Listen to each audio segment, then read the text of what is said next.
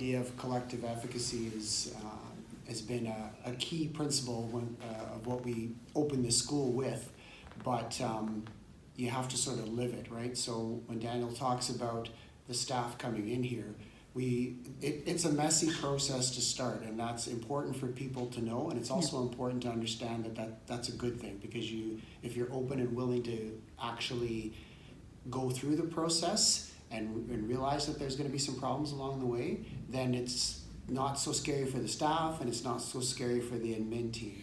We've actually been really impressed with the collaborative response, because being able to sit down with a group of people who are like-minded and who have different strategies, we're able to talk about the needs we have in the classroom, and sometimes get a pat on the back because we know we're doing the right things, but sometimes having different strategies that we can focus on, or further to that, knowing that we have people in the school, or we have people that we can go to who can assist us as well. As an administrator, I can tell you that every school you go to, and I've been to a number of schools over the last 13 years, there's always the students that you bring up over and over again about the problems that they're happening, the problems in our classrooms. The question that has been eluded me as a principal for a number of years is, what are we actually going to do about this? And that's what the collaborative response model has given us, a framework to hang that on. Very much a team approach. The parents have to be part of it, they're key. And also they bring a different perspective because they know their kids best. Yeah, it helps us get another perspective, especially if we are stuck or have been struggling with certain students. Sometimes need support from us with next steps because sometimes they just don't know.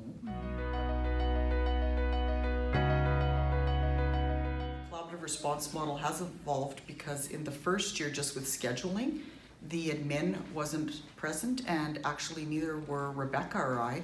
It was just the teachers meeting, and then we were getting the information secondhand from the teachers, which made it a little more challenging. And so this is much better when we can schedule to be part of it.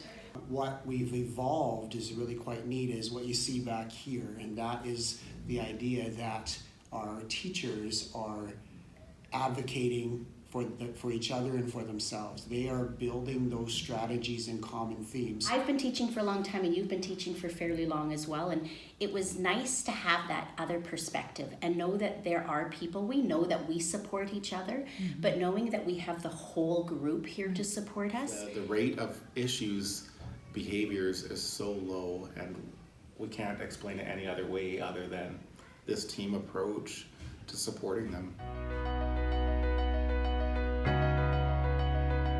Try to reassure the parents that we want to make sure that we're well prepared to support their child right off the bat, and we bring everybody together. Like their school team, our school team, everybody comes in so that we get a good picture of the student from everybody. And I think at first parents get really overwhelmed because they walk into a really full room. But what they soon realize afterwards is how much support there is, and families are very happy, and they recognize that this is a good thing. Yeah. And then when there's any kind of problems that come up down the road, it's like, oh, I'll just bring it to our next collaborative response meeting, and we'll kind of discuss it.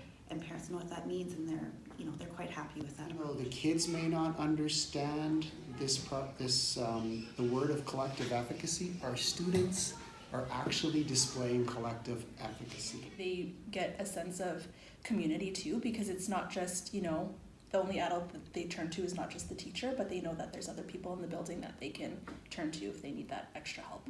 Where it's most obvious is the number of suspensions that don't happen, just as, an example, not that it never happens, but this year, it's the beginning of December and we have not suspended a single junior high student.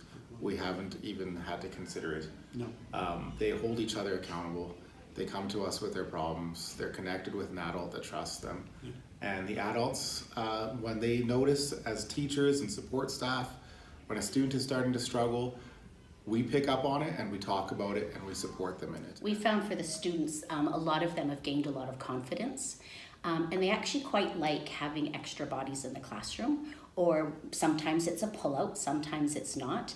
But sometimes when we build relationships with students, even though we try to build it, it's coming from another person that suddenly it's a tweak for somebody else, that they actually understand it from there. But building those relationships is the big I thing. think it's so subtle for them, but like I don't know, like I think maybe it's become normal that that's how our classrooms are run, that it's like a little subtle change, that it's not like this big, oh, so-and-so's coming in and that person has to go get extra help. And what I like as well is because we're always taking a variety of students for a variety of reasons, they don't sit there and think, oh, Mrs. Verada is leaving because of this. It's just simply that they've got another body in the classroom and it's another adult that they can go to.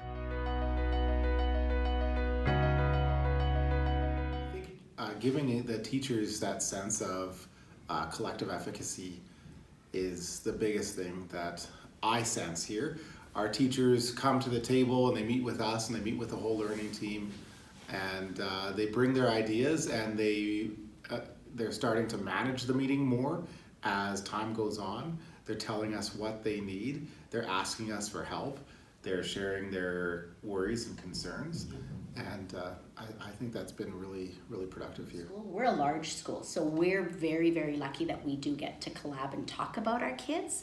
But for a smaller school who maybe there's only one grade 2 class, this is a fantastic model because then you have other people to talk to. I think what we do really well at our schools, we recognize that students need a lot of support, and a lot of that support just can't come from the school alone. So we work really well within our own team to involve families to continue to get that support and help them continue to support them at home or connect with community resources. 2 streams of data we can look at. One of those streams is the provincial achievement exams, and not that that's the be-all end-all, but it is one indicator that we can look at. Having that structure in place, we saw an outstanding result in our PATs across all subject areas. When you're looking at a population of students that could exceed 45-50% ESL, and 13 or 14 students diagnosed with autism, and 3 or 4 in a query, then there's got to be something that's making this work, because those are challenges that we're facing, and yet the students are still experiencing success academically. The other piece of it is when, as difficult as surveys are, you have to look at those, some elements of those that talk about what students are saying and are happening in their school. They're telling us that they are, number one, they know their expectations are high, and they're reporting on low to no incidents of bullying or not feeling safe at school. They're telling us that they know what it takes to be successful. They've said that in their surveys. They're saying that they're connected to an adult and they have a relationship with their teacher.